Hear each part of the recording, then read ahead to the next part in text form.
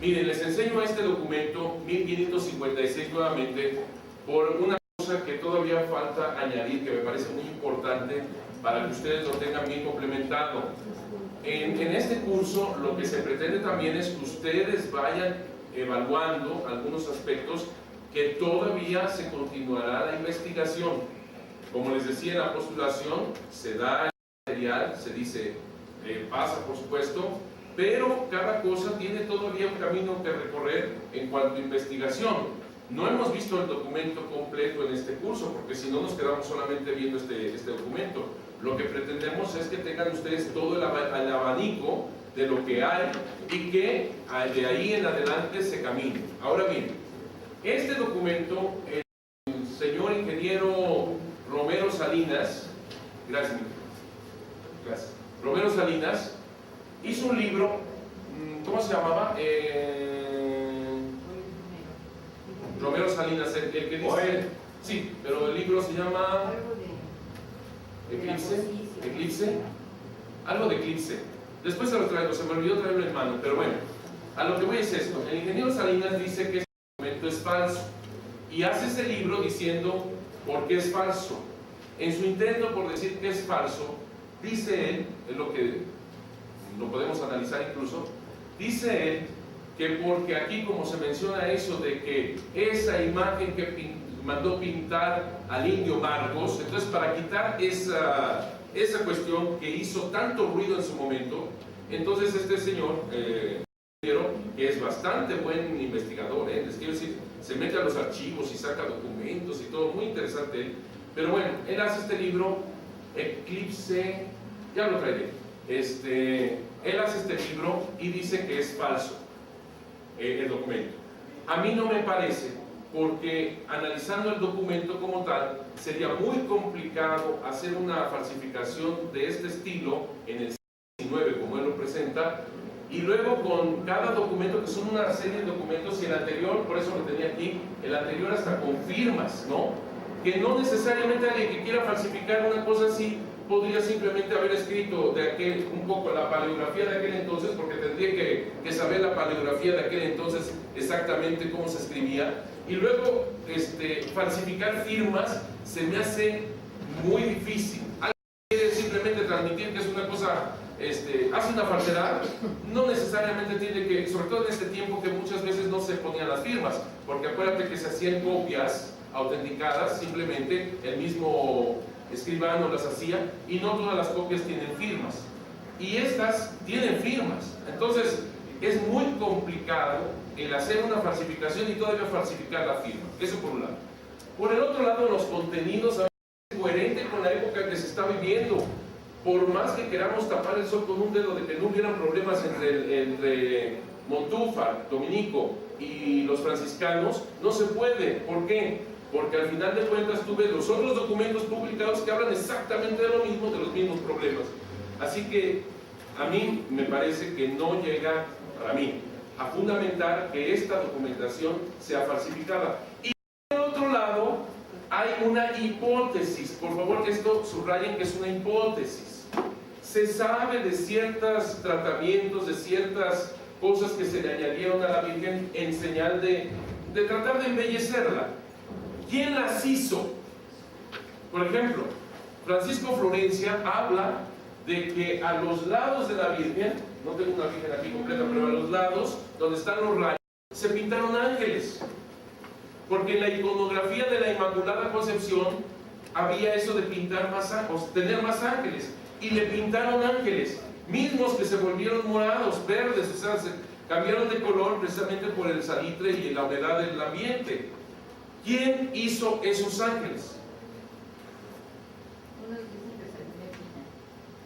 No, Pina es del hasta siglo XIX. No, Los Ángeles del siglo XVI. Y Florencia saca esa, dice eso, Florencia escribe en 1680 y tantos. Dice eso Florencia. A lo que voy es esto. Muchas veces las añadiduras que se le, por ejemplo, la luna de plata que salió aquí, ¿verdad? Que se le puso por embellecer la luna de plata. ¿Quién lo hizo? No tenemos documentación de eso. No hay, no existe. Nadie, creo yo, ni se atreve a decir, pues yo le puse, no, a la Virgen, y menos a, no, por ahora lo lincha, ¿no? Por ejemplo, ¿quién le cortó? Sabemos que se le cortó parte de la tilma, hicieron relicarios, ¿verdad? Entonces, le cortaron porque viene un vidrio que le dan a la imagen de 1648, el vidrio es más pequeño, sobresale un poquito la imagen por arriba, y le cortan, no, es que nada más de pensarlo, pero así está la cosa. ¿Por qué no le doblaron o algo, ¿verdad? ¿No? Le cortaron. Bueno, ¿quién fue el que cortó esto? Nadie o sea, es muy complicado saber quién hizo embellecimiento o por devoción cortar cosas. Eso es muy complicado saber. Entonces aquí entramos en un punto de suposiciones, de hipótesis. Posiblemente el indio Marcos Ipá, mandado por Montúfar, estoy hablando de una hipótesis, por favor. No es que haya pintado la imagen de la Virgen de Guadalupe, eso me queda claro, pero posiblemente haya sido él que le puso alguna de estos embellecimientos. ¿Me explico? No sabemos. Por eso tampoco no está tan fuera de lugar lo que habla este documento y también esta molestia de parte de Francisco Bustamante cuando le reclama esa imagen que pintó el indio Marcos. Posiblemente algo tuvo que ver ese indígena de poner alguna cosa. No lo sabemos. De esto se trata el Instituto Superior de Estudios Guadalupanos. Tenemos que meternos a los archivos, tenemos que continuar la investigación y, ¿por qué no?, hacer algo más en esa averiguación. Este es como Sherlock Holmes, ¿no? Y yo ya les estoy viendo la cara de detectives, ¿no? De Watson. Bueno, estábamos aquí. Fíjense cómo la diferencia aquí quedó eso, y pasamos a lo que sigue.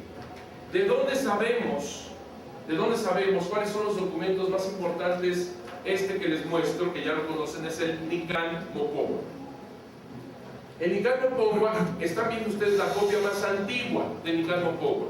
Se conserva, es de Antonio Valeriano, más o menos entre 1545 y 1548. Eso también es muy complicado saberlo con toda exactitud, ya que en estos documentos no se ponía ni nombre ni fecha. Además, estamos hablando de una copia, la copia más antigua. Oiga, padre, ¿fue posterior? No, es una copia que le llaman autenticada, así se le llama, ¿no? A veces le llaman una copia original, aunque parece que para nosotros como copia original, por fin, en ese entonces así se llamaba. ¿Por qué? Porque no había fotocopias, mijos. Entonces, el mismo que hacía el documento, muchas veces también hacía otros tantos, 3, 4, tantos. Pero lo están haciendo ya sea el mismo autor o también el mismo autor le pide a un escribano que haga en su tiempo, en su momento esto. Esto también se hacía cuando, por ejemplo, compilaban documentos importantes, firmados cada uno de ellos individuales. Entonces se quería mandar todos esos documentos, los auténticos, los primeritos, por ejemplo, a Roma. Como se pretendía que continuaran estos documentos en México, entonces, ¿qué hace el autor de esto? Le dice a un escribano, escríbeme todos los documentos. Entonces nosotros a veces vemos copias de todos los documentos con la misma letra, todos, porque los está copiando el escribano para dejar esto en México y mandar los originales a España o a Roma, lo que sea. Por lo tanto, tenemos copias, sí, pero copias muy cercanas, no son copias lejanas, sino copias hasta del mismo autor. ¿Sí queda claro esto? ¿Sí? Bueno, esta es una copia de esas, la copia más antigua que se conoce. ¿Por qué se sabe que es una copia? Porque en un momento dado repite unas palabras. Entonces, eso, dice uno, el escribano ya se le fue la... como nos sucede muchas veces a nosotros, que de repente repetimos una palabra, entonces se ve que es una copia. Entonces, es la copia más antigua que se conoce. ¿Dónde está el original? Otro trabajito, por favor, para que anoten así a pie de página. Tengo que buscar el original. Así para que ustedes ahí lo pongan. Es una misión, ¿verdad? De esas imposibles a veces, pero bueno. Hay un sacerdote, ¿no, padre? Padre Burroughs, me parece que... Ernest Burroughs, que dice que Walter Scott no devolvió a todos. No se llevó los documentos ni nada. Está muy complicado saber si venía en esos o venía en los de Boturini. Es muy complicado saber dónde podría estar el original. Es muy complicado.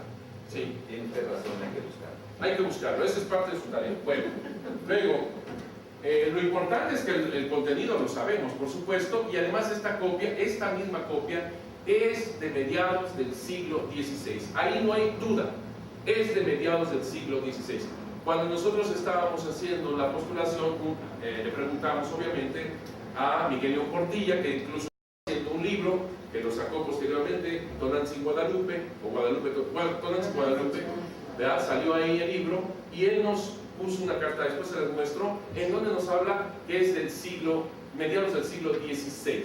Pero ahí hay jiribilla, ¿saben lo que es jiribilla? Mala intención. No mala intención, sino, vamos a leerlo entre líneas, eso es lo importante de este instituto. Bueno, Antonio Valeriano, un hombre sabio, que de niño entra al colegio de Santa Cruz de Tlatelolco en 1536, cuando está escribiendo esto, más o menos en estos años tendría alrededor de 25 años, más o menos. Él muere en 1605, estuvo de gobernante de Azcapotzalco, él era de Azcapotzalco durante mucho tiempo, hasta su muerte. Esta copia más antigua se encuentra en Nueva York, como ya saben ustedes, en el archivo de Nueva York, en la colección Lennox. Así que cuando ustedes vayan a Nueva York y van a la Quinta Avenida donde hacen sus compras, se pasan al archivo, por favor, para cumplir su tarea. ¿Por qué es importante el Nicamo Pogua? Porque es el documento más pleno y más hermoso del encuentro de la Virgen de Guadalupe y San Juan Diego. Oiga, padre, pero es muy poético, como dice Lucerito, y o sea, el hecho de que sea poético no quita que tenga cosas históricas del evento que pasó. Se los digo de otra manera, es un documento que nos habla del encuentro de la Virgen de Guadalupe de manera verídica. Ningún problema. Aquí está la carta, aparte de la carta, me interesaba porque aquí está la firma y efectivamente aquí está la parte que nos dice que es de mediados del siglo XVI. Aquí entramos en una situación bien interesante. Miguel León Portilla, yo soy su fan, yo no sé si ustedes sepan, yo soy su fan número uno. A mí me parece que es un profesor de lo mejor, con una gran profundidad, y me ha ayudado muchísimo sus libros a ver lo de Guadalupe en el sentido de la inculturación, que es lo máximo, brutal que tiene la Virgen de Guadalupe. Bueno, él habla de que sigue a O'Gorman. ¿Quién es este señor O'Gorman? Edmundo O'Gorman. ¿Alguien lo sabe? Aquí apareció un Gran historiador de la UNAM. Que tiene muy buenas explicaciones, pero Sí, exactamente, muy bien, Margarita, lo escribiste muy bien. Él hace un libro que se llama Desierto de Sombras. Destierro de Sombras, perdón, Destierro de Sombras, en donde habla precisamente de este documento anterior que vimos de 1556. ¿Ok? Él empieza a hablar y donde yo no entiendo es cómo es posible que a mí me diga que no hubo ningún escándalo, se los dije ayer, cuando el documento que hay escándalo y escándalo y escándalo de Francisco Bustamante. Entonces, O'Gorman dice que para él es un invento, lo de Guadalupe, entre el final de la fecha del primer concilio provincial mexicano, que tú te acuerdas seguramente porque te lo dije, que esa es una fecha importante y la estábamos cada rato relacionando.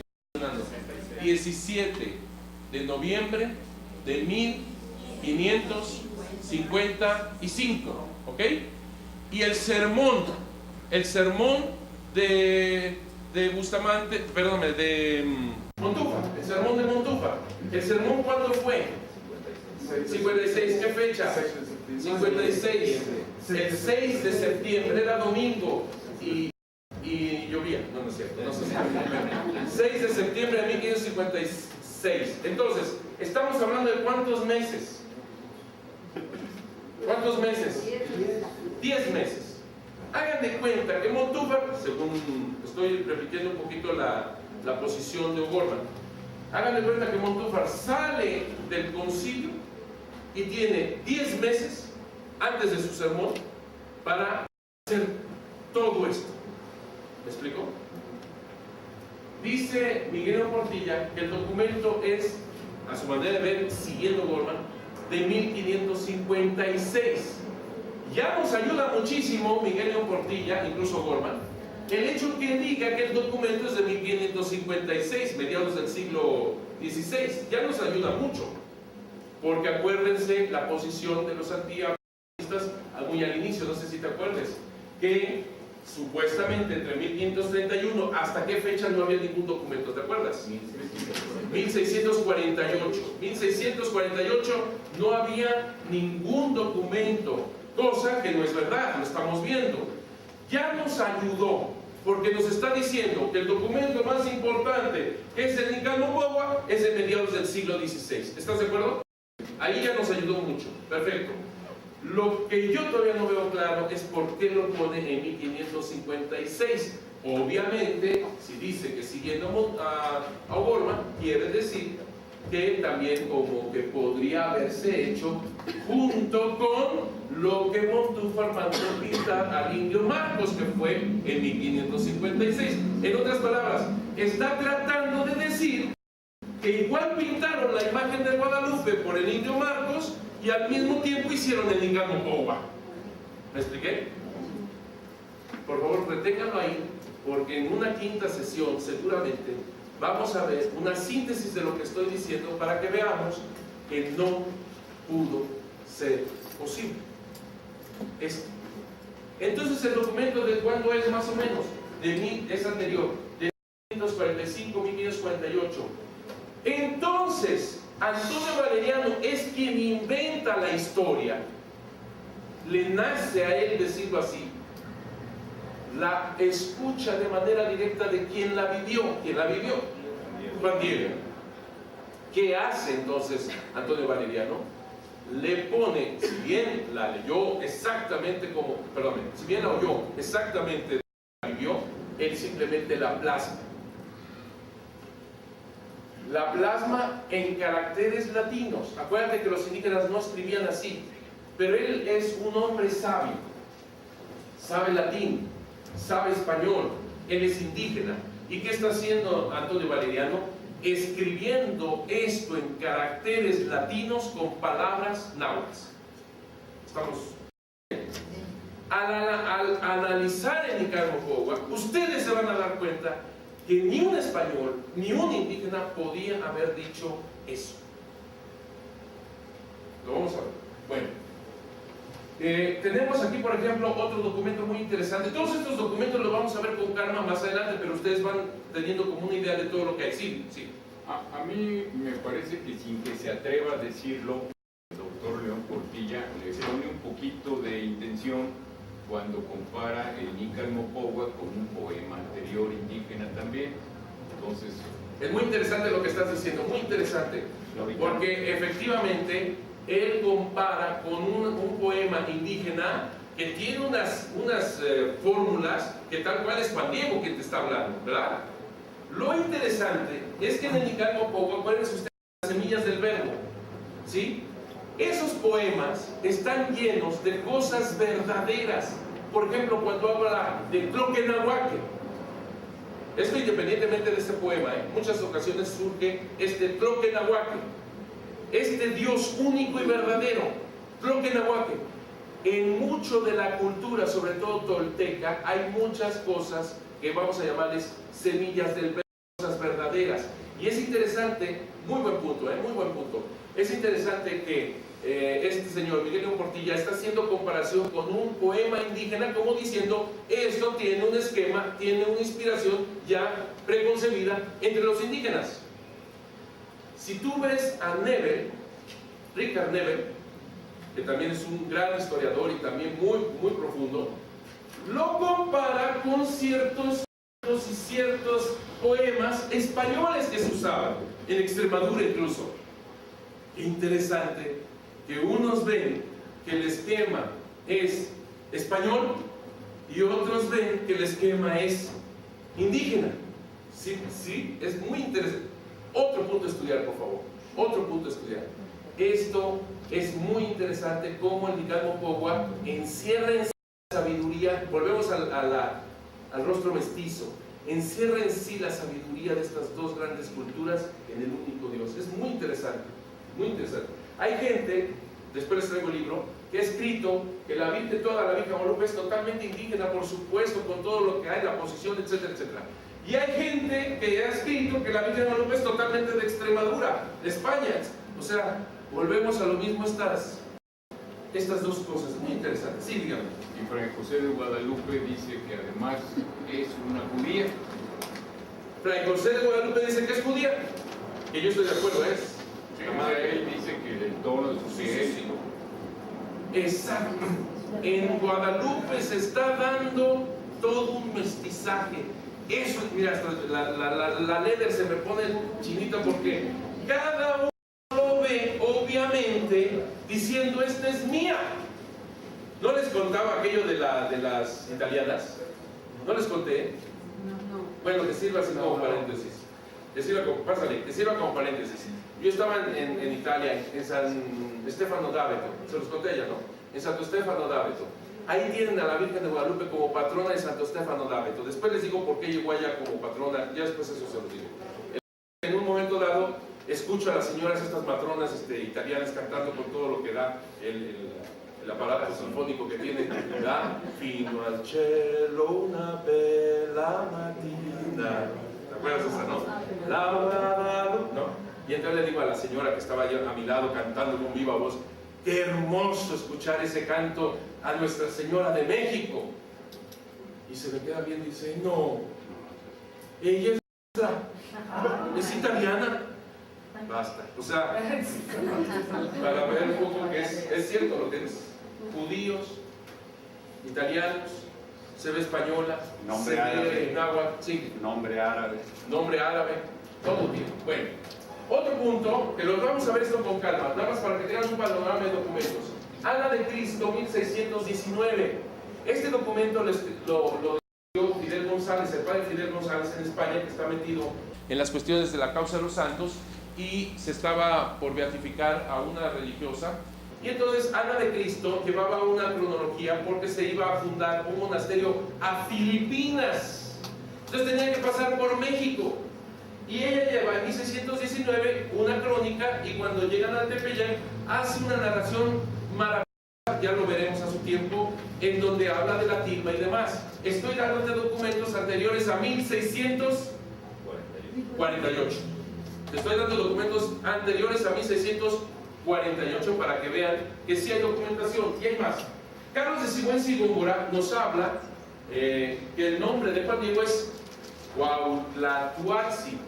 Es interesante que en el documento del Códice de 1548, que le pusimos en su momento Códice Escalada, 1548, que se conserva en la Basílica de Guadalupe, en náhuatl precisamente nos presenta el nombre de Juan Diego.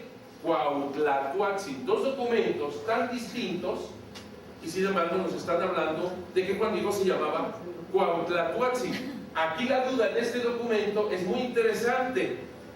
Mientras que Javier Escalada, que fue el que detectó este documento, habla de que es 1531 en un momento dado. Mario Rojas, que yo estoy de acuerdo con él, habla de 1548, porque todo el documento presenta la muerte de Juan Diego, y presenta más bien no el Nicalmopogua, sino el Nicalmotecpana. Es decir, cuando muere Juan Diego, también se le aparece la Virgen de Guadalupe en el momento de su muerte para llevárselo al cielo. también en 1548. Por eso la fecha de Mario a mí me parece que es verdadera. Bueno, ya son cosas que después lo vamos a analizar, pero para que tengan ahorita una gama, ¿cómo están los documentos? Es interesantísimo. El dibujo del siglo XVI apenas se alcanza a ver, pero seguramente ustedes lo conocen bien. Aquí está Juan Diego con una aureola. Ya se está diciendo la devoción a la santidad de Juan Diego, obviamente, con esto. Este dibujo es del siglo XVI. La colección, porque es una colección de dibujos pequeños, se tienen en Chiapas, y hasta donde yo sé, hace poco los estaban vendiendo por si alguien se interesa. Aquí está. Bueno, el Hidalgo Tepana, que ya hablé un poquito de ello, 1590 a 1600 aproximadamente es el Hidalgo Tepana, que podríamos decir es la continuación del Nicán Mocogua, con milagros que hace la Virgen también a españoles, no solamente a indígenas, sino a españoles. Una de las cosas de la devoción de Guadalupe que es muy interesante, la conversión no se da solamente con los indígenas, la conversión también se da con los españoles. Así que, por eso cuando la usan, me voy a dar un brinco, un salto mortal, yo no sé. Cuando usan como estandarte la Virgen de Guadalupe en la independencia de México, los primeros que protestan son los españoles.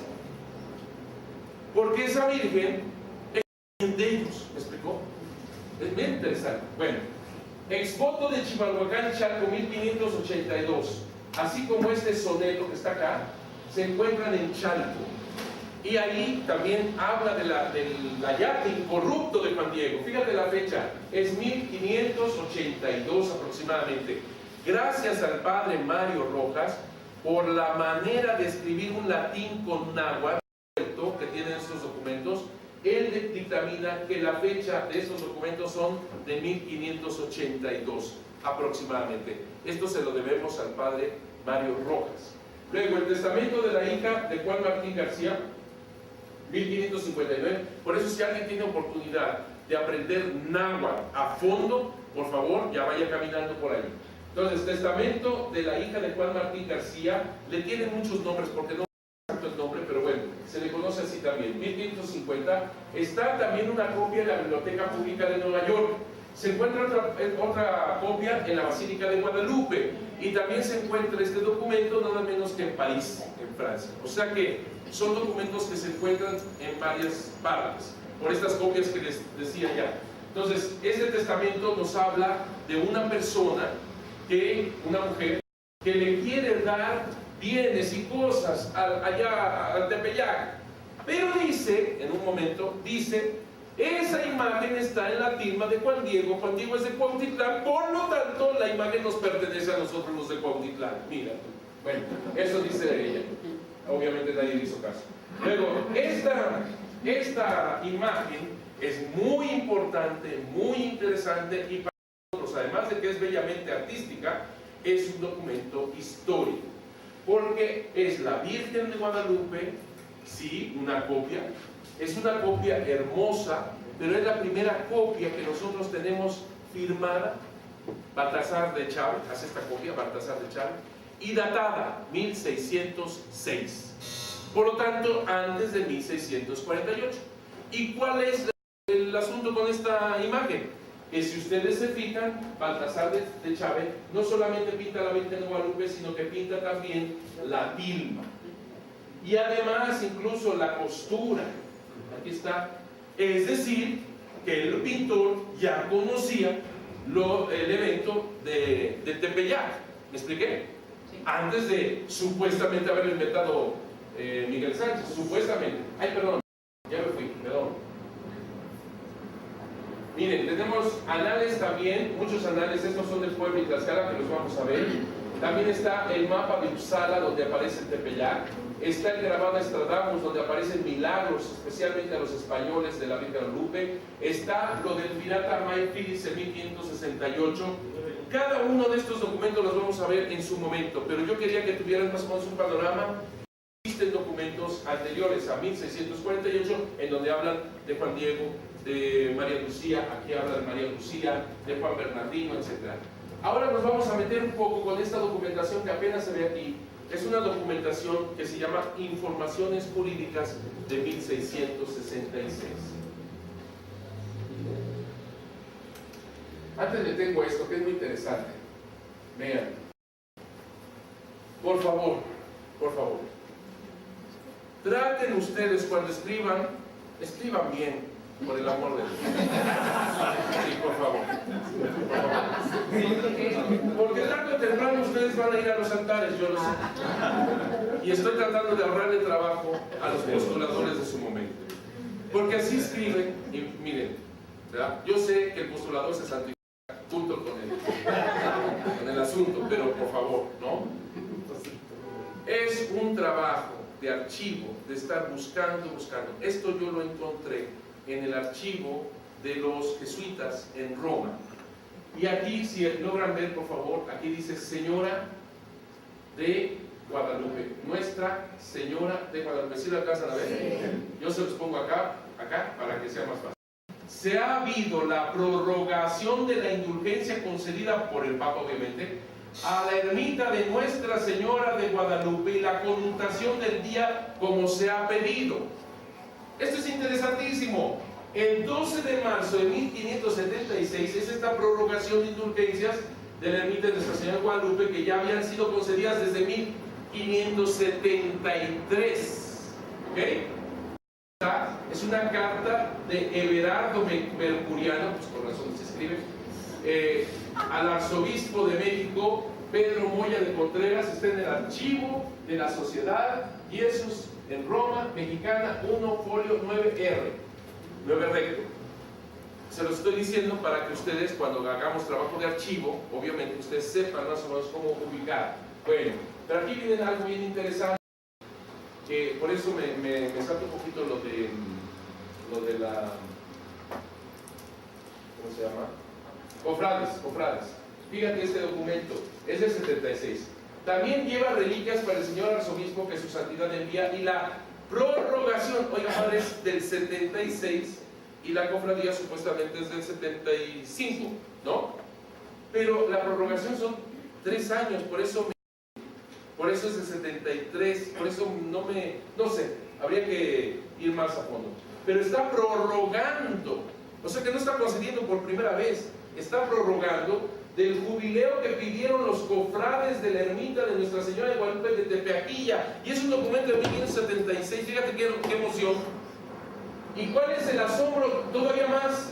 Este documento, que se localiza en el Archivo Vaticano, es la carta de agradecimiento del arzobispo, ¿verdad?, Pedro Moya de Contreras, al Papa, diciéndole muchas gracias por todos los beneficios y todos los privilegios que ha recibido la ermita del Tepeyac. Pero por favor, su santidad, eso mismo por favor a la Catedral de México.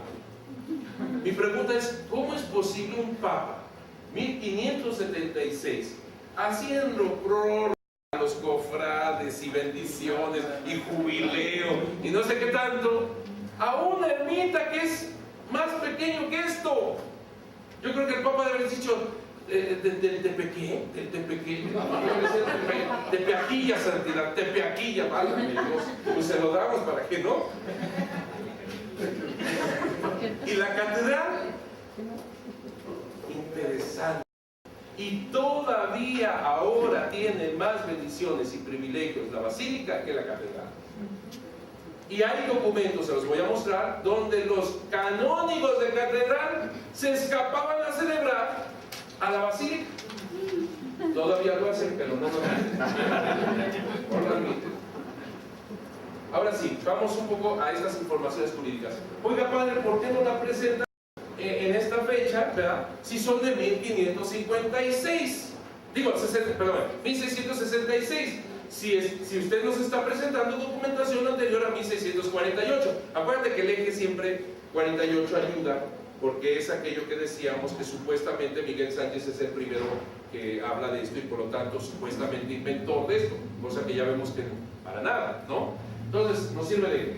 Sí, las presento por lo que te decía, de que aquí es un compendio de documentos, entrevistas de indígenas de 110, 115, tantos años, y que nos hablan de la Virgen de Guadalupe de Damas. Sí, están recopiladas en 1666, pero nos habla gente que tiene 110 años. Por lo tanto, su memoria, su testimonio es muy válido, anterior a 1648. Y vamos a ver, fíjate, fueron preparadas desde el 11 de diciembre. Obviamente la fecha es muy interesante, es vísperas de Guadalupe, ¿verdad? De 1665 al 3 de enero de 1666, con la organización de la comisión que iba a participar directamente, el nombramiento de intérpretes, la toma de juramentos, esto es muy importante, la elaboración de los interrogatorios, etcétera, etcétera. La toma de juramentos, ¿qué es eso, padre? Porque iban a haber indígenas que no saben español, entonces necesitan un intérprete. Esos, fíjate que cómo lo hicieron muy bien. No contrataron o no le dijeron a un solo intérprete, eran dos intérpretes, para que no le diera una sola coma de lo que dijeran los indígenas. Ellos prometen traducirlo textualmente, palabra por palabra, y lo juran delante de la Santísima Trinidad. Esto es importante, porque algunos dicen, ah, no, a estas informaciones le metieron como calzador lo de Juan Diego. No, señores, no es cierto. Bueno, imagínate, un documento de 1666 le van a los espacios así para que en siglos después le pongan ahí lo que falta de Juan Diego, por favor. Bueno, el primer levantamiento de testimonios de las informaciones tuvo lugar del 7 al 22 de enero con la participación de 7 testigos indígenas y un mestizo, cuyas edades fluctuaban entre los 80 y los 115 años. Desde el 12 de febrero al 11 de marzo se levantaron los testimonios de 10 personalidades eclesiásticas y 2 seglares, cuyas edades fluctuaban entre 55 y 85 años. Asimismo, se tomó en cuenta un testimonio por escrito llamado papel, así se le llama, que después se va a publicar, del bachiller Luis de Serratán. Todo esto se complementó con el informe de parte de los 7 maestros en el arte de la pintura. Fíjate, 7 maestros y 3 protomédicos. ¿Saben lo que es protomédico? Te lo dije la otra vez. Son como los químicos, la gente, los doctores en química. Bueno, y luego dice que inspeccionaron el ambiente de la ermita de Tepeyac, por lo que en total los consultados fueron 31 testigos y especialistas. ¿Cómo ves? 31 especialistas, es muchísimo. Aquí está algo bien interesante. Lástima que no se vea así nítidamente, no sé por qué, pero bueno. A ver, yo sé que es una herejía, de una vez se los digo, yo sé que es una herejía. Por favor, no me vayan a quemar con leña verde, pero yo le digo a Jesús, adoro a tu madre. O sea, yo sé que nada más se puede adorar a Dios, ¿verdad? Pero yo adoro a su madre. ¿Qué te puedo decir? Porque la verdad es lo máximo, la Virgen Europea. En este documento, ¿qué es esto? Esto, si tú te fijas, hasta firmado. Lástima que se ve muy así, bastante, pero bueno, está firmado aquí, lo ves, ¿no? Está en el libro de las informaciones jurídicas que ya ahí está. A ver si me lo pasas, te lo agradezco. Esto es la presentación de las informaciones jurídicas de 1666. Estas informaciones nosotros ya las conocíamos, sabíamos su contenido, mucho se ha publicado, pero no teníamos una... ¿Qué pasó? ¿Qué pasó? What's happening? Es que fui yo, pero nada más yo creo que le di un... Ahí está. Ya nos fuimos más allá. No. ¿No? ¿O sí? Sí, eso ya lo... Sí, eso. No se parece a esta. Es el mismo. Ahí está. Sí, es el mismo. No lo pones. Miren. Pongo acá porque yo creo que le dice aquí algo. Bueno. Estas son las informaciones jurídicas de 1666 que, como les decía, ya sabíamos su contenido. Pero no habíamos dado con esas copias que les decía que se tenían, que se hacían de momento.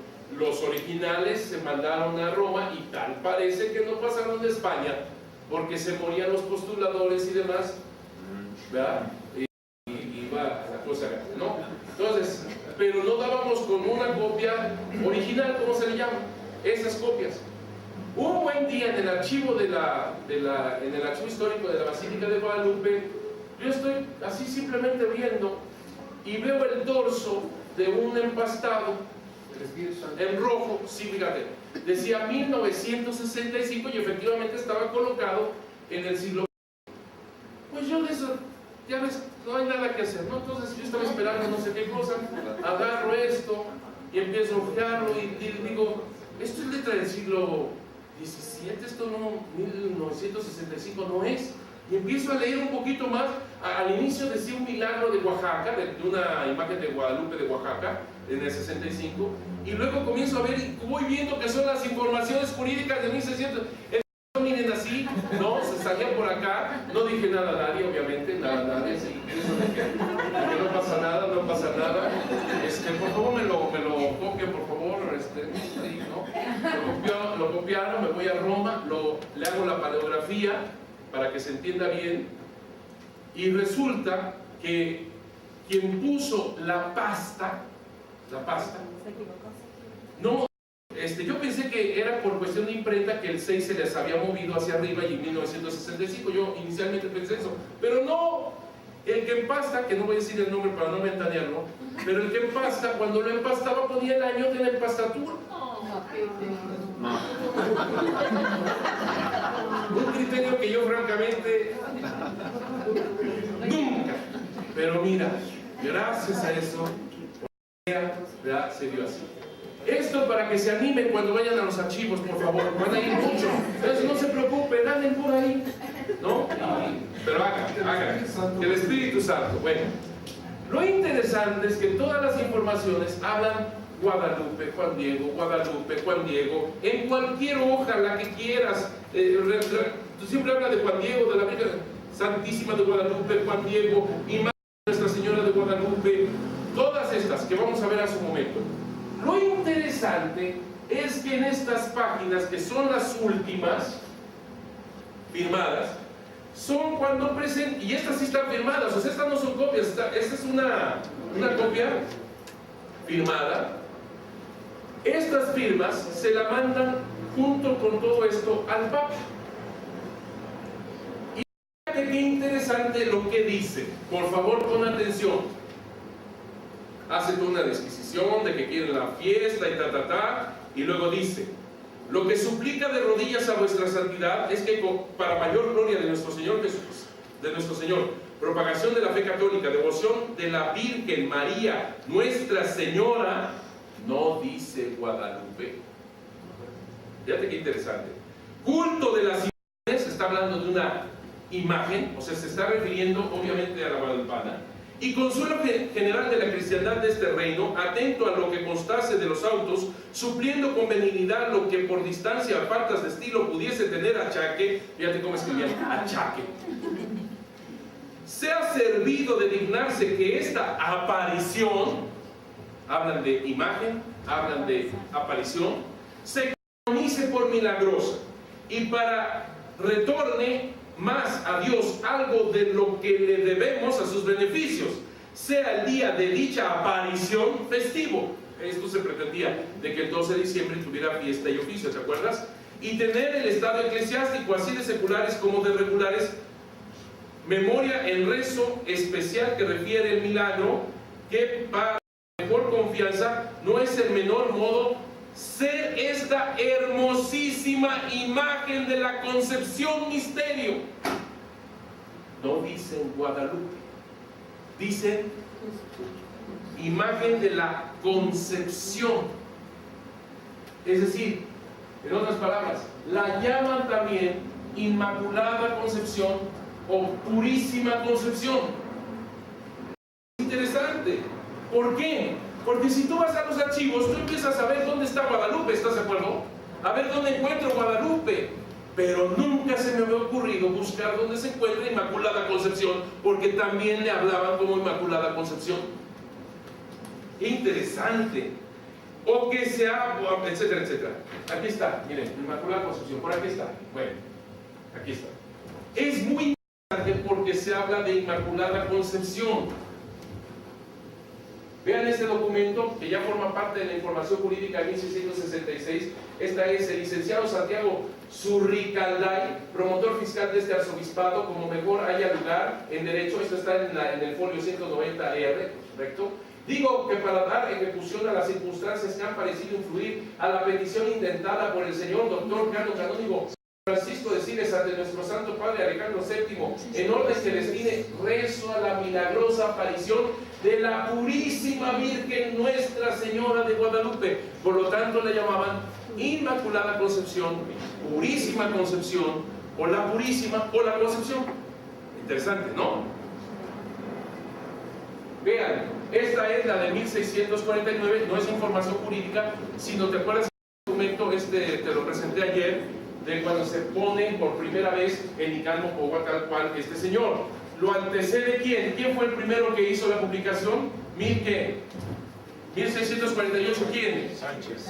Miguel Sánchez. Este fue el segundo que escribe sobre la Virgen de Guadalupe. Y fíjate cómo le llama aquí, para no leerlo todo: que cesara su enojo y que se apiadara solamente por su preciosa madre, nuestra purísima Reina Santa María de Guadalupe. Otra vez, Purísima Concepción, Inmaculada Concepción. Esto es interesante porque hay un volante, una hoja de su madre a Cortés, en donde habla de la concepción.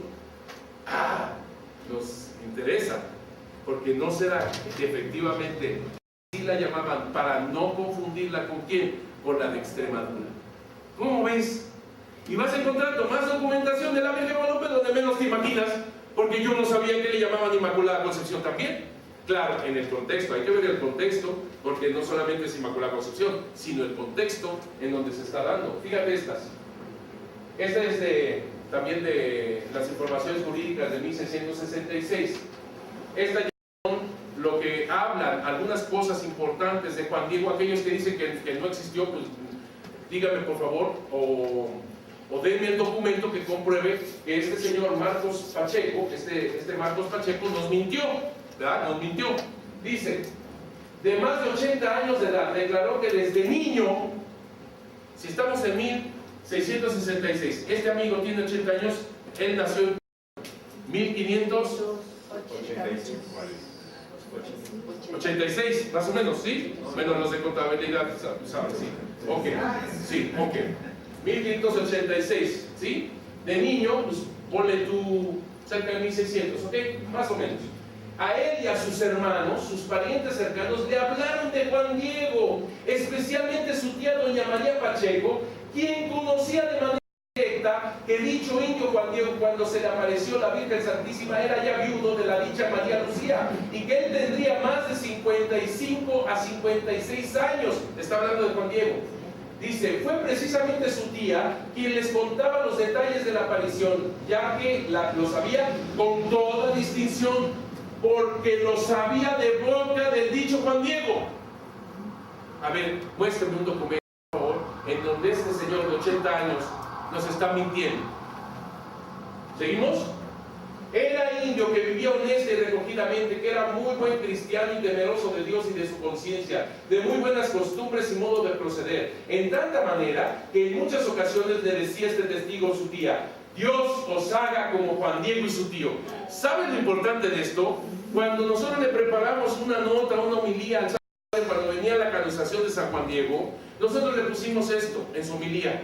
Pero él prefirió hacerlo cuando le dieron la bienvenida en el hangar presidencial en el año 2002. Y él, al final de su discurso de agradecimiento por la bienvenida, dice así: que Dios los haga santos como a Juan Diego y su tío. ¿Se acuerdan? En otras palabras, un polaco, Santo Padre, está tomando la voz de los indígenas para hablarnos. ¿No es maravilloso, mija? Estupendo, sí. Bueno, yo me emociono, pero bueno. Gabriel Juárez, de más de 110, nada más que no lo puedo leer porque está horrible, pero ahorita después vemos. Bueno, aquí sí tengo con qué leer. Bueno, fíjate, esto nos lo dice Gabriel Juárez. Aquí está Gabriel Juárez. Aquí están los folios también. Quiero ver, para no detenernos tanto, pero bueno, no hay forma. Fíjate, que cuando se dio la aparición del portentoso milagro de Nuestra Señora de Guadalupe, se lo dijo a este testigo, el dicho su padre, Mateo Juárez, y que se le habían aparecido un indio llamado Juan Diego, natural y vecino de este dicho pueblo, barrio de Tlayaca, que está conjunto de este testigo, y que el dicho su padre lo conoció muy bien y se acuerda que le decía cuando era ya grande que se había parecido al dicho indio. Sintetizando su testimonio, declaraba cómo Juan Diego era un verdadero intercesor de su pueblo. Decía que la dicha santa imagen le dijo al dicho Juan Diego la parte y lugar donde se le había de hacer la dicha ermita, que fue donde se le apareció, que la ha visto hecha y la vio empezar este testigo. Fíjate nada más, cómo lleva dicho.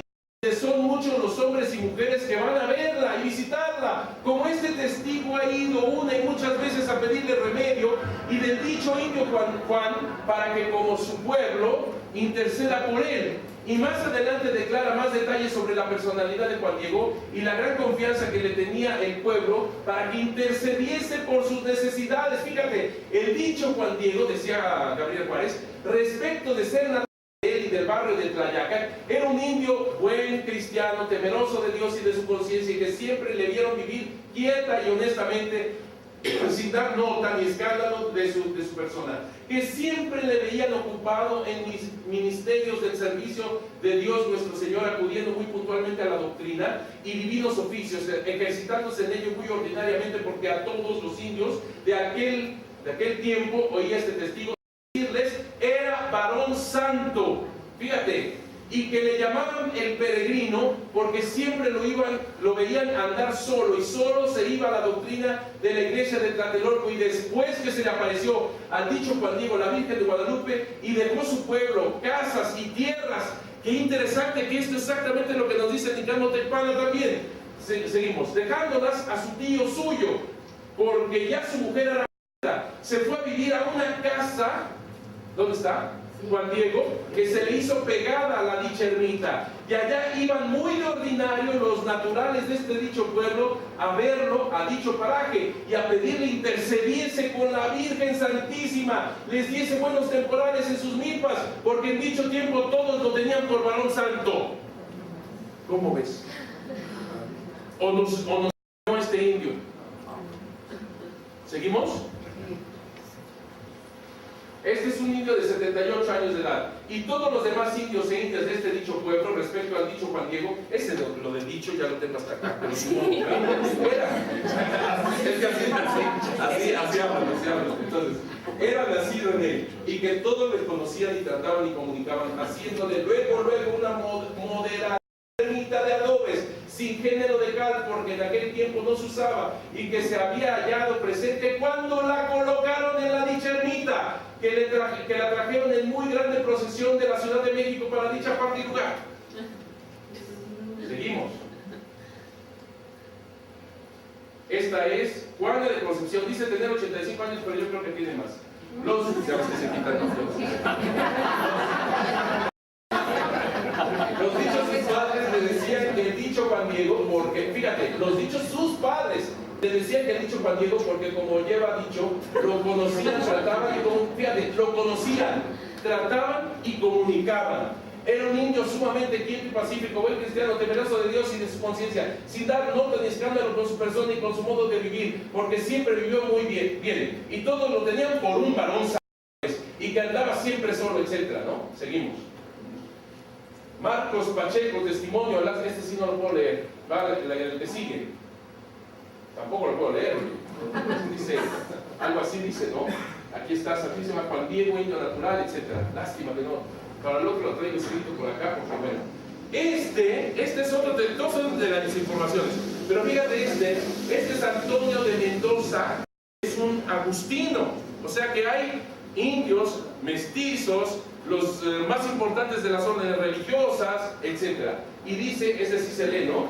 Dice, uso de razón. Fíjate, lo que de ella sabe este testigo es que desde que tuvo uso de razón, ¿cuántos años tiene? 66.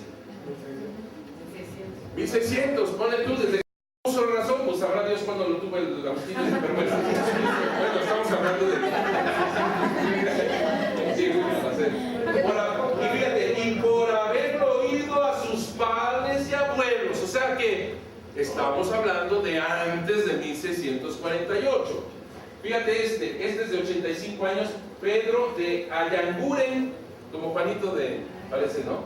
Ayanguren, bueno, y dice, acá dice, se lo dicho sus padres, abuelos antepasados, etcétera, etcétera. Lo que quiero, mira, este es muy bonito, este es muy bonito.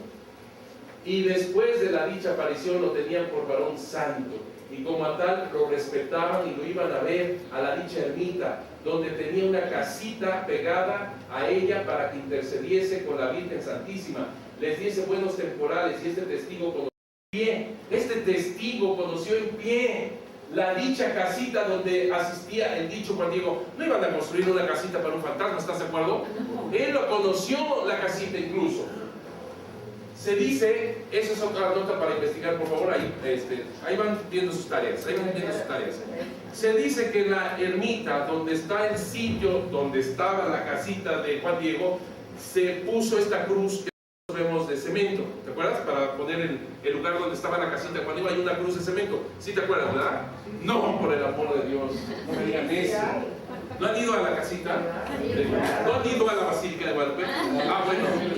Oigan, me estaban diciendo la otra vez, y cosa que me da mucho gusto, y yo creo que sí lo vamos a hacer, como parte del curso, ir a la Basílica y ir a cada parte. ¿Les parece? Antes de ir a Santa Fe, Nuevo México, y antes de ir a lo que se puede, ¿no? Y nos vamos a ir. Muy bien, ok. Pero a lo que voy es que en ese punto de la cruz esta de cemento, están tratando de ver los restos de la casa. Quien sepa eso, por favor, sería muy interesante que vayan viendo cómo va esa situación. Bueno, dice, si la narración del encuentro de la Virgen de Guadalupe y Juan Diego no fue inventada por el padre Miguel Sáenz, si la imagen de Nuestra Señora de Guadalupe no fue traída de Extremadura, España, y si no fue pintada por el indígena Marcos, entonces ¿qué fue lo que pasó? ¿Por qué es importante este mensaje? ¿Quién fue el que hizo esta imagen que los mismos papas siguen exaltando? Y si fue una aparición, ¿por qué o para qué se apareció la Virgen de Guadalupe? Vamos a los antecedentes europeos, por favor, porque si no, no vamos a entender qué pasó, por qué sucedió todo esto. Vamos en algunas ráfagas de importantes antecedentes europeos. Es muy importante esta parte. Por favor, Bonifacio VIII, fíjate hasta dónde me remonto, 1294-1303. Y por el otro lado, Felipe IV el Hermoso, no confundirlo con el esposo de Juana la Loca, que también se llamaba igual. No, Felipe IV, este es otro hermoso, en 1285 a 1314. Ok. ¿Por qué me remonto allá? Por favor, los franciscanos. Yo sé que aquí hay muchos de la tercera orden. Por favor, ¿cuándo nace, cuándo muere San Francisco de Asís? ¿Alguna idea? Ahí van. 1181 a 1226. 1181 a 1226 aproximadamente. 1181. Por eso me remonto a este punto, porque aquí los franciscanos hubo una rama que trató de vivir todavía con más rigor. A eso se le llaman fraticelli. Apúntenle. Fraticelli o celestinos. Porque Celestino V, anterior a Bonifacio VIII, es el anterior, era un eremita, muy bueno, muy santo, una persona que estaba en el monte, en la montaña. Él no sabía él quería orar y era un hombre fabuloso. Celestino V, de nombre de pila se llamaba Pedro Murrone, porque estaba efectivamente en las montañas de Murrone, al centro de Italia. Okay. Estaba tal posición difícil entre los cardenales que no se decidían a quién elegir, porque ya ven esas cosas que pues uno no se pone de acuerdo, punto, basta, ¿no? Van a buscar a este pobre a su cueva donde vivía el Murrone, ¿verdad? Allá en una montaña, y le dicen a este santo varón: ¿usted quiere ser papa? Y él dijo que sí. Él dijo que sí. Por favor, si les invitan a hacer, digan no, o sea, no. ¿Verdad? Yo estoy aquí rezando, estoy muy bien. Dijo que sí. Y se llamó Celestino V, y todavía se fue a poner eso, Celestino V, ¿ok? Un hombre santo, maravilloso, eso no hay duda, pero por poco destruye la iglesia. A los fraticelli o celestinos que él fundó, que tenían esta rama franciscana, Les dio privilegios hasta el año 2030, échate esa, o sea, por el amor de Dios, o sea, totalmente mal. Su confesor, Benedicto Gaetani, apúntele ahí, su confesor Benedicto Gaetani, que era, él era de derecho, él sabía derecho por Bolonia, o sea, era un hombre culto. Obviamente que este amigo un poco más y bueno, ¿no? Renuncie usted. Y dijo Celestino V, ¿a qué se puede?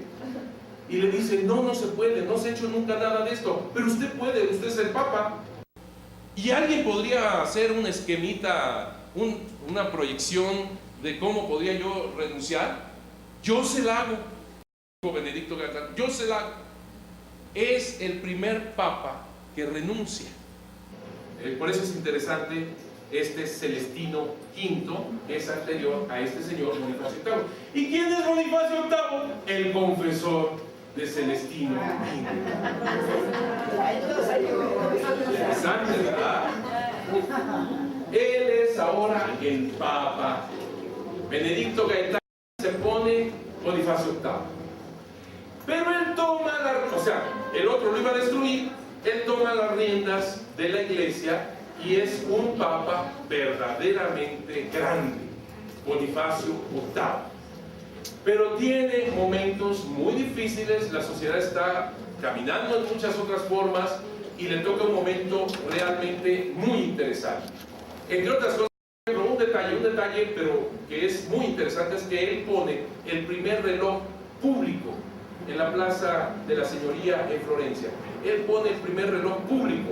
¿Y cuál es ese? Pues imagínate tú una sociedad que se había regido por el sol y la oscuridad y todo eso. Por primera vez, por su cabeza, la técnica ayudó para que él dominara el tiempo. Interesante. El reloj público es que te pones, ¿verdad? Interesantísimo. Y él hace la bula unam santa, es decir, siempre se veía así: la espada temporal, la espada espiritual. Esto no es nuevo para Bonifacio VIII, no es nuevo, él no lo inventa, pero él lo pone en la bula santa con gran fuerza, que la espada espiritual está sobre la espada temporal. ¿A quién no le gustó la idea? A Felipe IV el Hermoso, que en ese momento es el rey más importante. ¿Se acuerdan ustedes de los templarios? ¿Quién creen que los destruyó? Felipe IV el Hermoso. En el concilio de Vienne de 1311 a 1312 es el momento en que destruye a los templarios con un proceso, amigos, que escriben así, escriben manuscrito todo el proceso, lo tienen en el archivo secreto vaticano y lo tienen envuelto en una especie así como de rollo de papel así de esos, porque mide kilómetros. El proceso contra los templarios. Felipe IV el Hermoso, que les debía dinero, por cierto, por algo. Gracias a Dios, el siguiente papa no le concedió el dinero de los templarios a él, sino a los juaninos. Lo dejamos así para no revolvernos. Ahorita lo que me interesa es que él pone en 1300, Bonifacio VIII, el primer año santo. 1300, primer año santo, es el que se le ocurre, el jubileo. Se le ocurre desde la Biblia, ¿verdad? Lo que habla del jubileo judío, él lo pone para toda la Iglesia Universal. Y fue un éxito, porque es la primera vez que une realmente universalmente, se hacen caminos para Roma. Fue impresionante el jubileo, fue un éxito rotundo de parte del Papa Bonifacio VIII. Felipe IV el Hermoso, que no estaba satisfecho con ese papa, no lo podía dominar. Fíjate nada más lo que hace este amigo. No es que no es posible, Tacho, no es posible. Dice Guillermo de Nogaret, que es su ministro, Guillermo de Nogaret: vamos por este papa, vamos a justiciarlo. ¿Y por qué? Porque él hizo renunciar ¿a quién? A Celestino V, ¿verdad? Porque Celestino V pretendía volver al cerro a orar, por supuesto. Pero dijo Bonifacio VIII: te van a usar como bandera contra mí. Ven aquí en esta capillita que tengo en este castillo, que tengo como casa. Ven, y ahí lo ponen a Celestino V. De eso entonces Felipe IV el Hermoso trata de acusarlo, ¿verdad?, mañosamente, para destruir al Papa. Van por él y en Anagni, Anagni así se escribe, en Anagni está el Papa, porque Anagni es el pueblo de él, es un pueblo de su familia, ¿no? Benedicto Gaetani, su pueblo es Anagni. Van por él y ya saben, los franceses empiezan a decirle a todos los que trabajaban en la familia de Anagni, de Benedicto, le empieza a decir en contra de tus patrones, y empieza a movilizar a todos en contra de tus patrones que te han tratado mal, que no sé qué, no sé cuánto. Entran todos ellos, ayudados por los italianos, por los de la familia, los que trabajaban de la familia Gaetani, y entran en Anagni. El Papa, antes de que entra, se pone todos sus paramentos, se pone su tiara, se pone su ¿cómo se llama? Su capa pluvial, y se siente en el trono a esperarlos. Cuando llegan y lo ven así sentado en el trono al Papa, ya te puedo decir, ¿no? Les impresiona. Entonces no está filmándose, bueno, anyway, se impresiona y empiezan a maldecirlo solamente, pero no alcanzan a más. Bueno, pretenden secuestrarlo y llevarlo a juicio a Francia. En esos días, mientras piensan cómo le hacen, los mismos de la familia cuchichean otra vez, agarran a los que eran trabajadores de la familia contra los franceses. Y ahí van contra los franceses. Fue una lucha. Lo interesante aquí es que se rompen cosas que antes nunca se habían visto. Nunca se habían visto. El hecho de pretender secuestrar al Papa, juzgarlo en otro país, se le llama la bofetada de Anagni, aunque no fue física, sí fue moral. Eso rompió muchas, ¿cómo te puedo decir?, barreras, digamos así. Fue demasiado atrevido lo que se hizo en ese momento. Esto provoca que ven que Roma es muy fácil que un señor como Felipe IV el Hermoso entre y demás. Pero Felipe IV el Hermoso sigue con una influencia muy grande entre gente del clero. Y el siguiente Papa, Clemente V, sufre la influencia de los franceses y lo llevan a Francia, a Provence, a la Provence, al sur de Francia, en Aviñón, y permanece el papado, desgraciadamente, digo yo desgraciadamente, que no me oigan los franceses, pero desgraciadamente en Francia dura mucho tiempo. ¿Qué pasa con esto? Pierde autoridad el Papa. Lo que se ganó en el gran jubileo de la universalidad de Roma empieza a romperse precisamente porque están los papas en Francia, manipulados por el gobierno francés. No, ni modo, así es. Y una de las cosas grandes que tocó padecer fue esta peste negra, 1348-1350. Esto es interesante porque mientras está este problema aquí, más o menos, ¿qué se está fundando en México? ¿Qué se está fundando en México? Por eso los centré, que vean ustedes en Europa, Tenochtitlán. En 1300 vamos a ponerle 25, que ayuda que sea 23, 25. Vamos a ponerle 25, que también nos lo da el doctor Miguel León Portilla. 1325. Entonces, estamos en esta situación en Europa cuando en México se está fundando la gran capital. ¿Cómo comienza Tenochtitlán? Lo vamos a ver. ¿Cómo comienza la gran capital? Bueno, peste negra, 1348-1350. El Papa dice, vamos a hacer otro año santo, no cada 100 años como había dicho Bonifacio VIII. Yo lo voy a reducir cada 50 años, porque necesitamos un jubileo para acabar con esta peste negra. Quiero decirte que la peste negra mató la mitad de la población europea. Hizo una mella en el alma, en la mente del europeo, la peste negra como no tiene idea. Esto es muy importante porque lo mismo pasó con la viruela en México. La mitad de la población mexicana muere por la viruela. Estamos ahí, ¿eh? Qué interesante esta situación. Peste negra. Luego, intento de regresar a Roma, fíjate, 1362, 1370, Urbano V.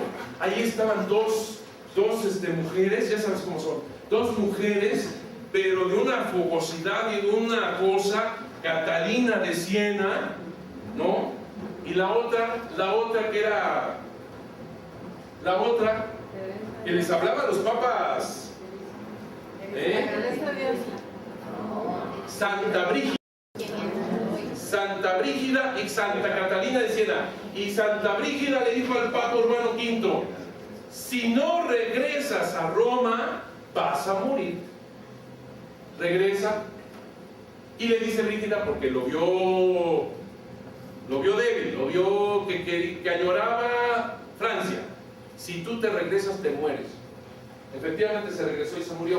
Por eso no, todos nos vamos a morir, ¿no? ¿Estás de acuerdo, no? Dejémoslo así. Regresa Gregorio XI en 1377 a Roma, la cual estaba verdaderamente abandonada, en ruinas, las vacas en los... hay muchos dibujos de esto que recuerdan esto. Era una ruina total, Roma, abandonada, terrible, terrible. No. Y viene un cónclave, muriendo Gregorio, mira, murió casi luego. En 1378 viene un cónclave, que este cónclave, mijos, pónganlo por favor en su memoria, en su historia. 1378 es un cónclave impresionante, impresionante. La gente en Roma comienza a presionar a los cardenales, que eran como 16, no eran muchos, eran como 16. Y empiezan a decir y a gritar: romano lo queremos, o por lo menos italiano. Ya no quieren volver a tener la experiencia de que los papas se vayan a Francia, ni mucho menos. Entonces empiezan a presionar. Los cardenales dicen: ¿dónde tendremos nuestro cónclave? ¿En el Vaticano o en Castel Sant'Angelo? ¿Saben lo que es Castel Sant'Angelo? Si ellos hubieran visto un rotundo peligro en ese momento, se van a Castel Sant'Angelo, porque ahí pues, es una fortaleza, no pasa nadie. Se ve que estaban tranquilos. O sea, estaba la presión, estaba allá, pero no había llegado. Y dijeron: Vaticano. Comienza el cónclave, Tacho, y comienzan a ver a quién van a poner. Y claro, empieza el partido italiano, el partido francés, ya empieza la situación, ya no pueden voltear a ver un monte, a ver a dónde encuentran otro Pedro Murrone, por el amor de Dios. Y están divididos un poco así, y empieza la presión del pueblo, y empiezan más a gritar. Ya no gritaban romano queremos o quizás italiano, no, ya ese quizás italiano ya no, romano lo queremos. Y romano empiezan a presionar de tal manera que entonces se ponen así y dicen: ya sé, vamos a poner al arzobispo de Bari. El arzobispo de Bari en aquel es al sur de Italia, pertenecía de alguna manera a Francia. Entonces, de alguna manera, aunque sea italiano, y había trabajado en Francia, o sea, es el mejor, ¿no? Pero mientras viene de Bari, ¿sabes dónde está Bari? Donde está la bota, como para ir a Grecia, ¿hace cuenta? Échate el viaje a Roma, o sea, espérate tantito. Entonces, mientras viene todo eso, y además, a ver si acepta, ¿verdad? Empiezan a gritar, queremos italiano, y empiezan a brincarse de las ventanas. Y entonces sí, los cardenales comienzan a decir: ¿dónde salimos aquí? Salieron ellos por las ventanas, señores, en ese cónclave. Y entonces uno empieza a gritarle al pueblo, ¿no? Así, lo que podían, no había micrófono: ya lo elegimos, váyanse a San Pedro. Y ellos entendieron: había un francés llamado Pedro, y estaba aquello con una efervescencia porque pensaban que habían elegido un francés. En cambio, cuando llegan otros por otra ventana, llegan ante un cardenal que se llamaba Pedro Tivaldeschi, italiano, y entonces empiezan a hincarse delante de él para recibir la primera bendición de su santidad. Y el pobre Pedro Tivaldeschi, un viejito, decía: no, yo no soy el Papa. ¿Por qué lo declaraba con tanta fuerza? Porque había costumbre que quien se elegía como Papa podían ir a su casa a robar todo lo que quisieran, porque total iba a vivir en el Vaticano. Entonces, y el pobre viejito ni era Papa, y ya se estaba metiendo en su casa. Yo no soy Papa, decía el viejito Tivaldeschi, ¿no? Todo esto lo ven, si quieren, porque lo disfrutan, ¿eh? Es una, no, olvídense de telenovelas y de... Lean historia y miren, este libro se lo recomiendo, Historia de la Iglesia Católica. Es un manual, son 5 tomos ya. Historia de la Iglesia Católica, escrita por Ricardo Villoslada. Ese señor que fue mi maestro, ese es el que tiene. Villoslada, con doble L, Villoslada. Lo venden en Clavería, por si alguno de ustedes, ahí yo lo vi, ¿verdad? Es Historia de la Iglesia Católica, está en el tomo 3. Pero el editorial que... La vaca. Bueno, el caso es que había un sobrino del famoso Tivaldeschi que no quiere, o sea, con la presión de eso pues, podían sufrir alguna herida. ¿Y qué es lo que hace? Le pone la tiara a su tío. Una patraña, le ponen, y el viejito que, bueno, tiraba la tiara y se la agarraba y se la ponía.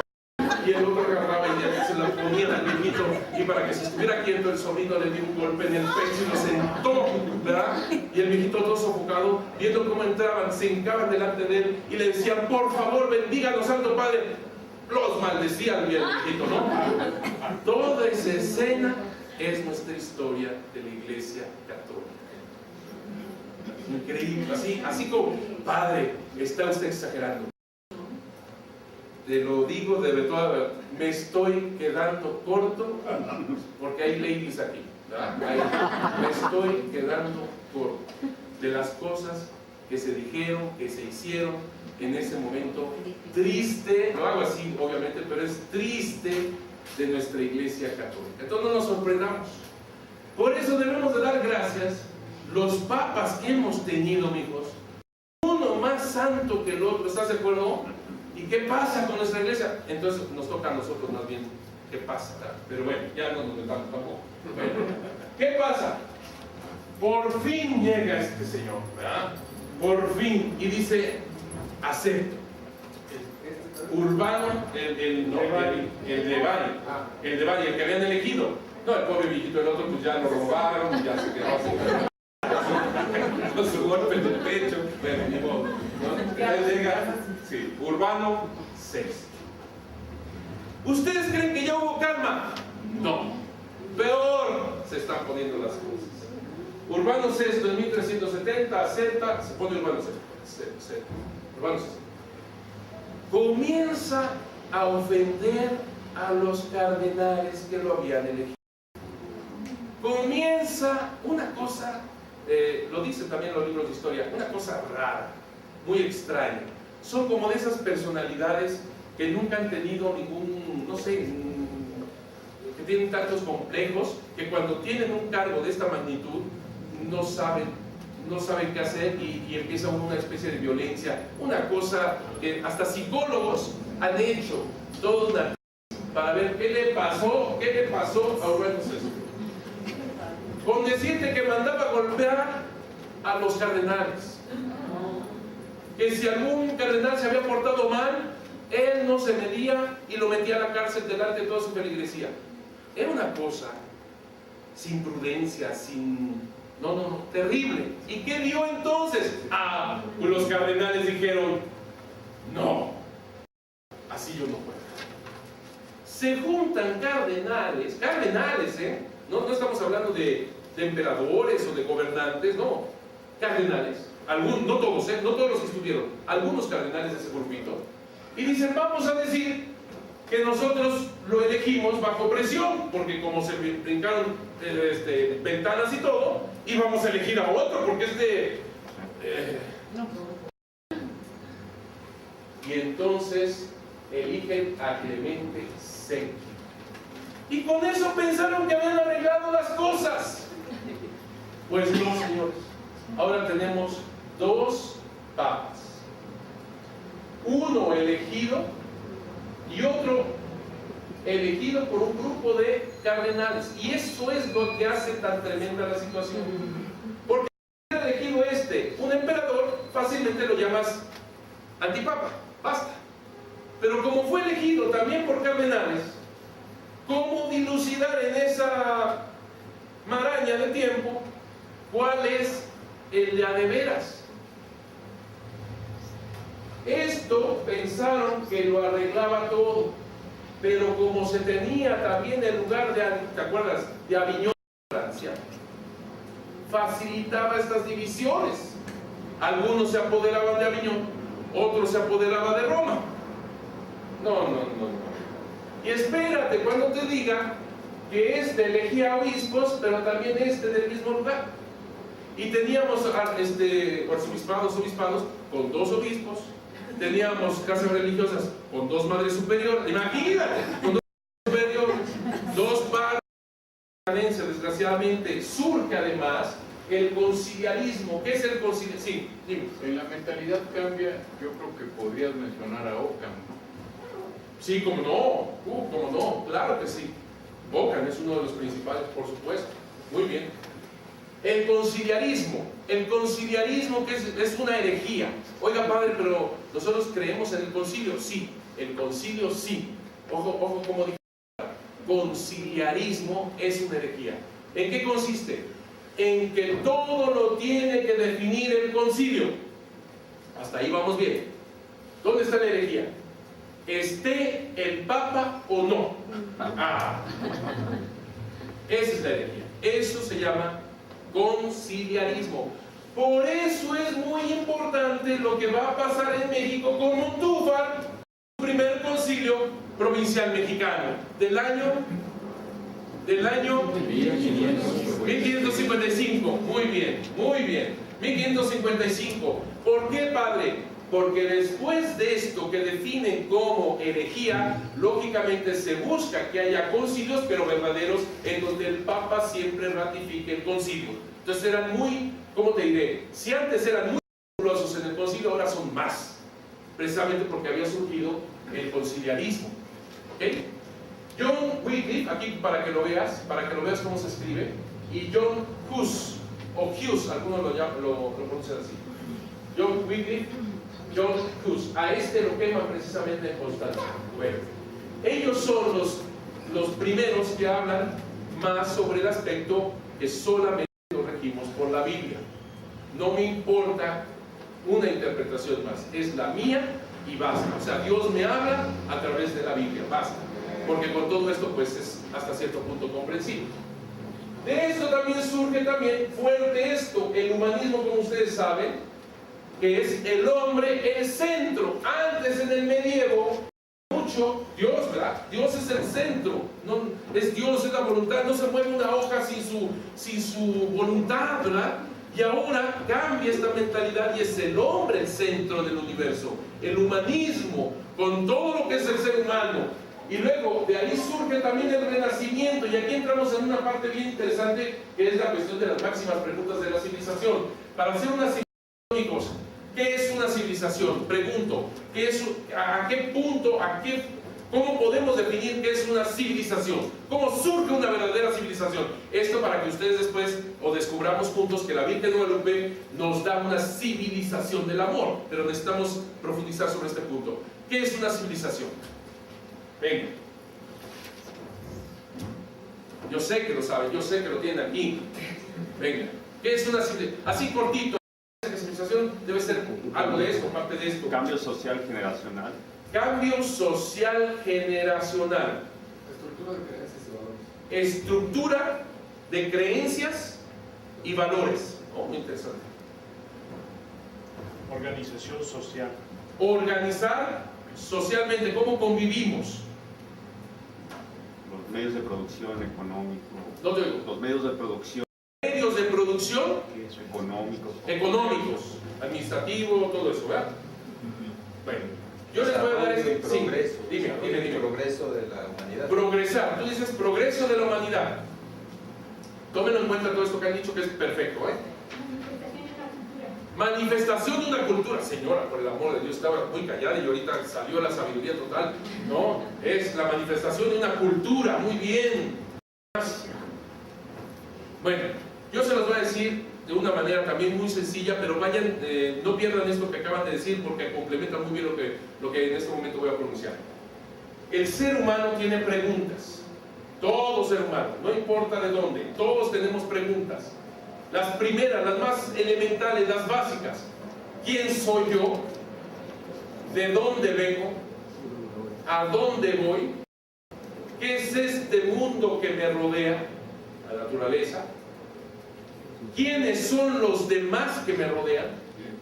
¿Y cuál es mi relación con Dios? Estas son mis preguntas. ¿Sí? ¿Me expliqué? Lo primero que yo veo no soy yo mismo, incluso. Mi primera pregunta es: ¿quién es el otro? Esa es mi primera pregunta. ¿Quién es esta mujer que, por ejemplo, o sea, ¿quién es el otro? ¿Quién soy yo? ¿Qué es este mundo que me rodea? Y siendo yo, me vuelvo a preguntar: ¿de dónde vengo y a dónde voy? ¿Ok? Y luego, ¿cuál es mi relación con el absoluto, con la creación, con el creador, con la divinidad, con Dios? Llámale como quieras. Cuando tú contestas armónicamente estas preguntas, estamos hablando de cultura o civilización sobre todo. Comienzas a contestar estas preguntas. Soy este, vengo de esto, voy hacia allá, estos son los tengo nominados como esto, la naturaleza significa esto para mí, y este Dios, mi relación es tal cosa. Cuando yo respondo estas preguntas, comienzo a ser civilización. ¿Cómo se puede hablar de una civilización clásica, como la griega, por ejemplo? Cuando esas respuestas de ese pueblo ayudan a otros seres humanos de otros espacios a contestar sus propias preguntas. Es decir, tenemos por ejemplo Estados Unidos. Fíjate, es un ejemplo muy... Tenemos Estados Unidos. Las estructuras arquitectónicas de sus edificios de gobierno, en mucho están tomados de los griegos. ¿Estás de acuerdo? Lo vuelven a poner bajo esos cánones. Es decir, para un americano del siglo XX le ayudó la respuesta de un griego de antes de Cristo. ¿Me expliqué? Es una civilización clásica cuando esos seres humanos, sus respuestas ayudan a otros pueblos, y a otros pueblos estoy diciendo no solamente en distancia, sino en tiempos, a contestar sus preguntas. ¿Me expliqué? Bien.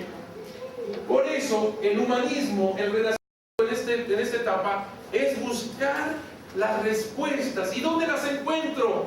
En lo griego, en lo latino. Y entonces lo hacen renacer en esta cultura bajo sus cánones que están viviendo, bajo los descubrimientos, bajo los conocimientos que en ese momento tienen, pero están volviendo a hacer nacer los cánones de esa antigua Grecia, de esa antigua Roma, y comienzan a revivir mitologías incluso, que ese es el peligro, que no solamente es el arte, sino también la mentalidad. Y comienzan los papas y comienza la corte a tener como gran fuerza mitologías. ¿Me expliqué? 5 minutos. Es que ahora sí va a ser muy cultural. Alejandro VI, 1492-1503, pues es un papa que de alguna manera personifica un poco esta mentalidad, un poco los griegos, esta situación sensual y todo esto, ¿verdad? Ellos se ocupan de las artes, son mecenas de las artes. ¿Saben por qué? Se me olvidaba decirte esto. En esas respuestas de todo hombre de civilización, la máxima respuesta es el arte. Cuando yo hago arte, es la máxima respuesta. ¿Por qué? Porque es la armonía de mis respuestas. ¿Me expliqué? Para el indígena, el máximo arte es la poesía, flor y canto. Es la máxima respuesta que tiene el indígena, es la poesía.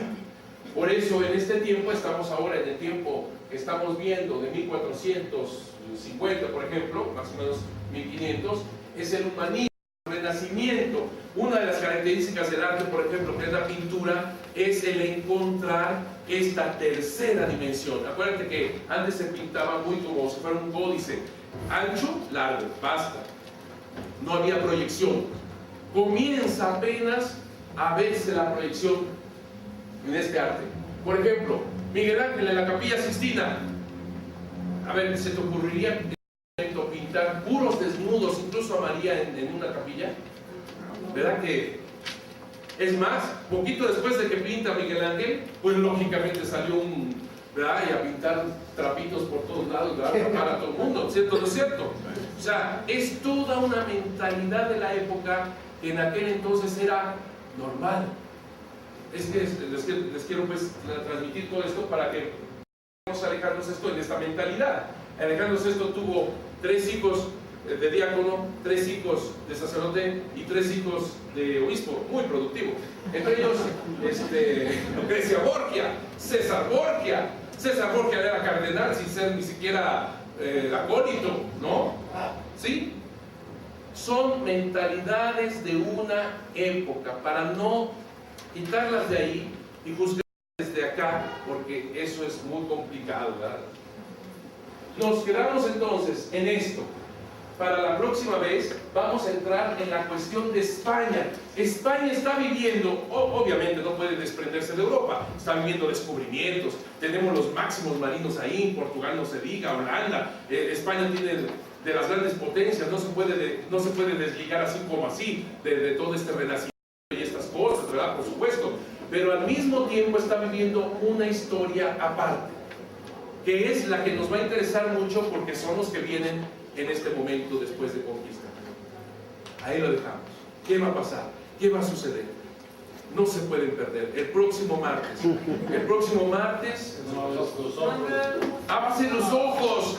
Los ojos. El próximo martes viene Aster Tosman a la cuestión de los ojos. Preparen sus cuestionamientos, preparen sus dudas, preparen sus cosas para que en un momento dado Aster Tosman nos haga ver mejor las cosas. Entonces, nos haga ver mejor las cosas a través de los ojos de María. Entonces ahí lo vemos. El próximo martes aquí nos vemos para ver los ojos con Aster Tosman. Muy bien.